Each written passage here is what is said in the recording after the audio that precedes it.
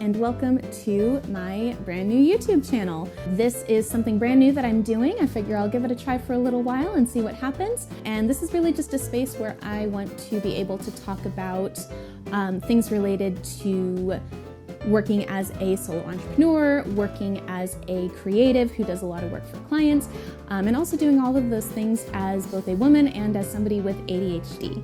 So for this first video, what I really wanted to talk about was creative process.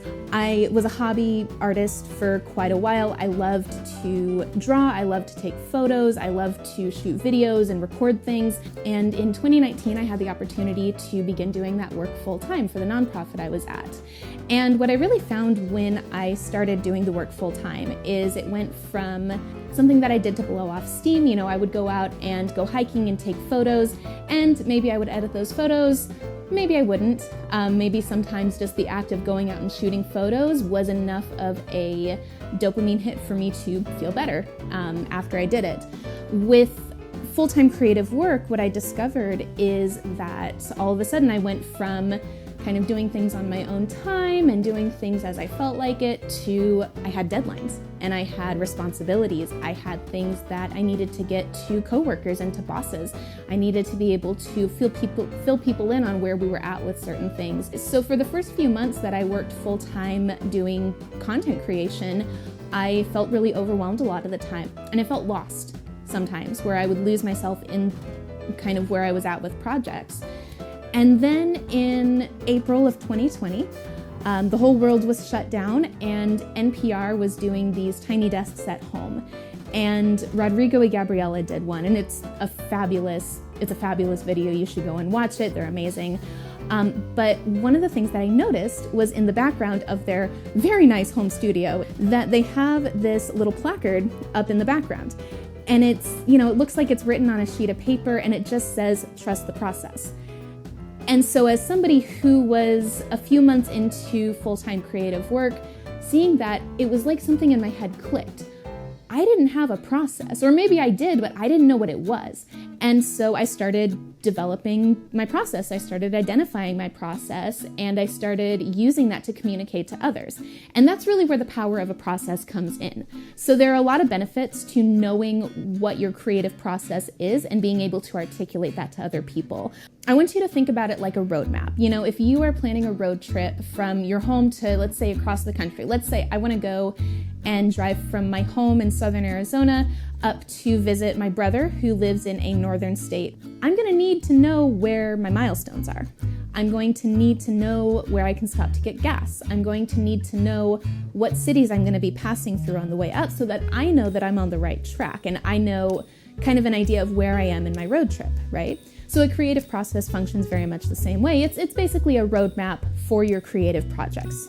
Two of the biggest things that knowing your creative process can help with is identification and communication. So when you know what your creative process is, it becomes easier to identify the scope of work associated with a project. Rather than seeing a project as this big nebulous thing, you can break it down into steps, you can break it down into milestones, and you can essentially look at how much time each of those things is going to take, how much work each of those things is going to take, and you can kind of add that up and get a feel for what the project is going to look like as a whole. You can know how long certain phases are going to take. You can have an idea of what your deadlines should be. When you know how much work something's going to be, when you know how much time it's going to take, then you can price more appropriately as well. So all of these things are really good for identification, but they're also really good for client communications as well. So if you tell a client that something is going to take this long, you can break it down by your process and communicate, you know, what the specific milestones are throughout the project. You can give better status updates, you can give a better idea of deadlines, and you can give a better idea of kind of what the client's overall final price is going to be. And all of those things can be really, really helpful when communicating with clients, because ultimately if you are doing a client-based project, that project's for them. You want to make sure that they're informed along the way of what's going on and what's going to be happening next and what's already happened. And knowing your creative process and being able to articulate that can be incredibly helpful. So now that we've gone over some of the benefits of having an articulated creative process, how on earth do you do that? Okay, so what you should do is take a piece of paper or take a notes app or take, whatever you use to get lists of things, and just write down the tasks that were completed as part of your last project, or maybe your last couple of projects.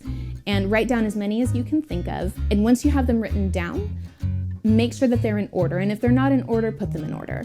And if you are stumped on what the specific tasks were associated with a project, they make online tools for this. One that I've been introduced to by some other folks is called Goblin Tools. Basically what you do is you enter in whatever the project is and it will break it into tasks. Maybe it's not a perfect task list, but it can be really helpful in getting started in an exercise like this. So once you have your list of tasks and once you have them placed, in order, just take a minute and look through them and pay attention to what happened when. And more than likely what you'll notice is that there are tasks that are fairly similar or that kind of fall into similar groups that just kind of naturally position themselves along your task list. So what you should do then is take your task list and just section out those specific things that go together. Just lump them, So an example might be if you're making a video and you edit the audio, and then you color correct the video, and then you do some cuts, and then you do some music and some layering. Those might all be things that are very similar because they're all things that are happening with footage that's existing that you're just altering in certain ways to make a completed video. So once you have your list of categories, take a look at them. If you have a ton of categories, try and lump them down further. I personally think an ideal number of categories you should have is anywhere from 3 to 7. Ultimately, they're your categories, it's your process, so you do what works for you.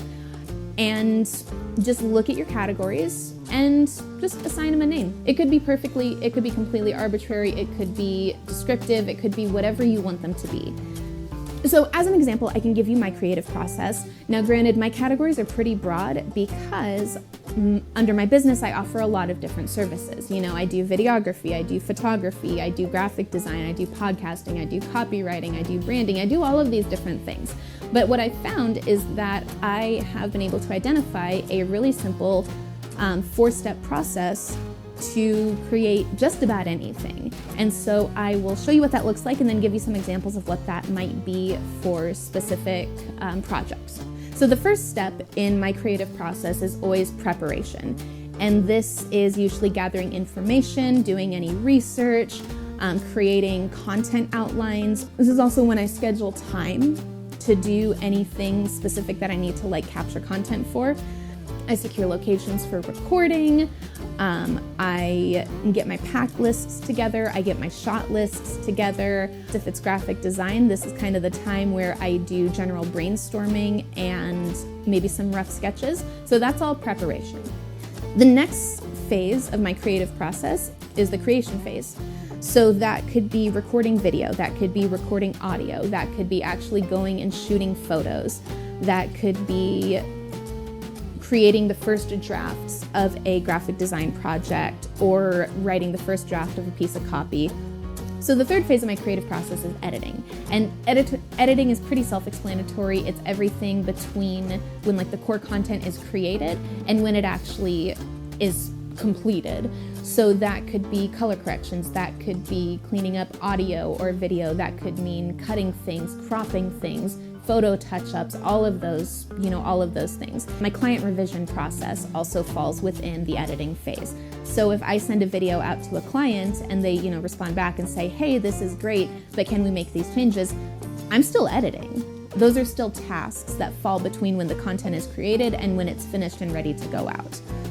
So the fourth phase of my creative process is just delivery.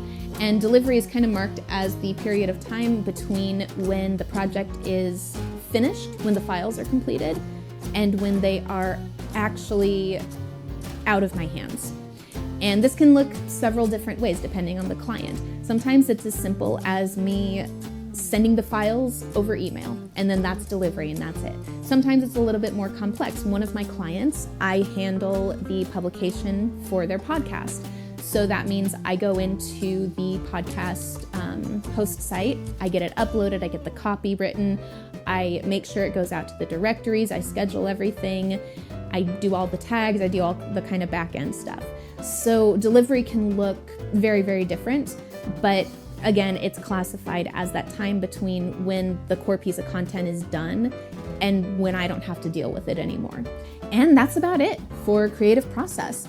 I have found that knowing these things can be incredibly helpful. Like I said, it helps me identify what a project is going to look like. It helps me really get the shape of a project before it even starts.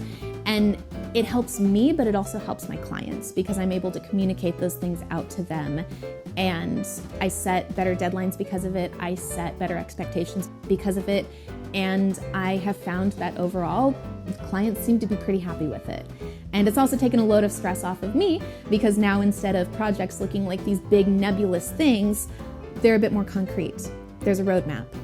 So I hope this helps you. I would be curious to know what your creative process looks like. So be sure to drop a comment in the comments section. If you liked this video, please be sure to give it a like and subscribe so you don't miss any more of my videos. I plan to release every other Friday.